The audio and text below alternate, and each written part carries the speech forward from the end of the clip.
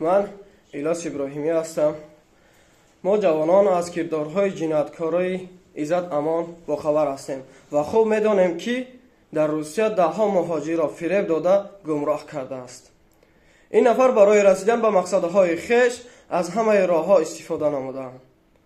دوستان عزیز، ما برآمدهای دشمنان ملت را در سامانه‌های اجتماعی خیانت به وطن، به مادر، به این سرزمین بیشتاسا خیانت به مردم تاجیک می حسابیم.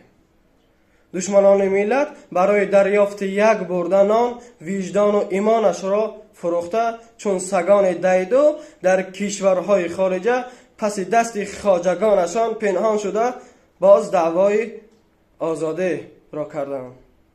ای ابلهان، ای خیانتکاران، ای فروختگان، این را فراموش نکنید که شما هیچگاه به مقصدهای کثیفتان رسیدن نمیتوانید.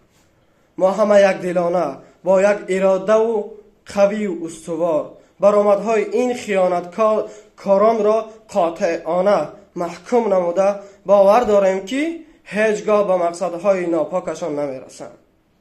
ما جوانان را حکومت کشور و آموزگاران در روحیه وطن پرستی، گزاری ارزش‌های ملی و علم و فرهنگ پروری تربیت نمودند تا به خاطر پیشرفت آینده تاجیکستان عزیزمان تلاش و کوشش‌های پیگیرانه را ادامه دهیم.